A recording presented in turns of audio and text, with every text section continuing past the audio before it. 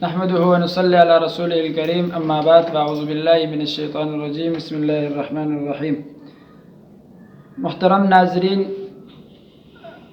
آپ کے سامنے حاضر ہوں ابو طاہر شاہ نعیم الرحمن فاروقی نقشبندی، اور آپ دیکھ رہے ہیں ہمارا یوٹیوب چینل فاروقی نقشبندی کو۔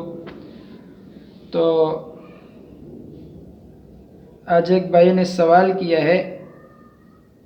آیات کریمہ کے بارے میں کہ آیات کریمہ کس مقصد کے لیے پڑھا جائے اور اس کے پڑھنے کا طریقہ کیا ہے،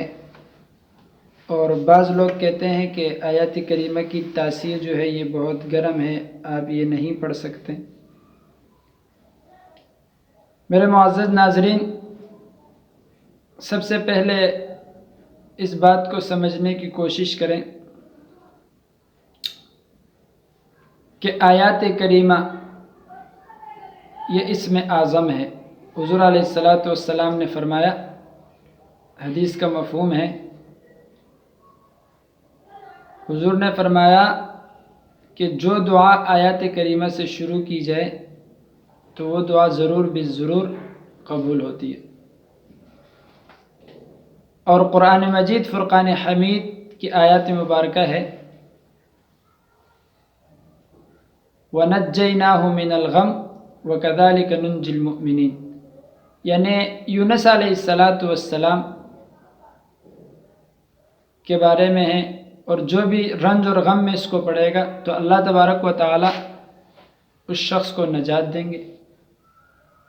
جیسے یونس علیہ السلام مچھلی کے پیٹ میں تھے اور اللہ تبارک و تعالی نے اس اندھیرے سے ان کو نکالا،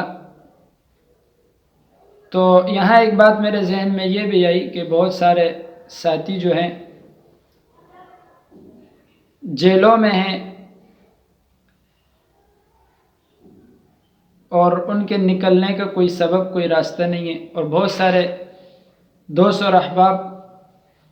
مجھ سے وظیفہ بھی پوچھتے ہیں کہ اس کے لیے کوئی وظیفہ ہو یا کوئی نقش ہو۔ تو میں اکثر سورۃ یوسف بھی بتاتا ہوں، اور اس کے ساتھ ساتھ 1.25 مرتبہ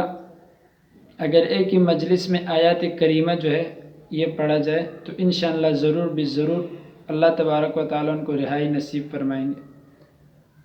اور دوسری بات یہ ہے کہ جو بھی جائز مقصد ہو، جو بھی جائز حاجات ہو، تو اس کا ختم اور ورد کے بعد اللہ تبارک و تعالیٰ وہ ضرور بالضرور پورا فرمائیں گے۔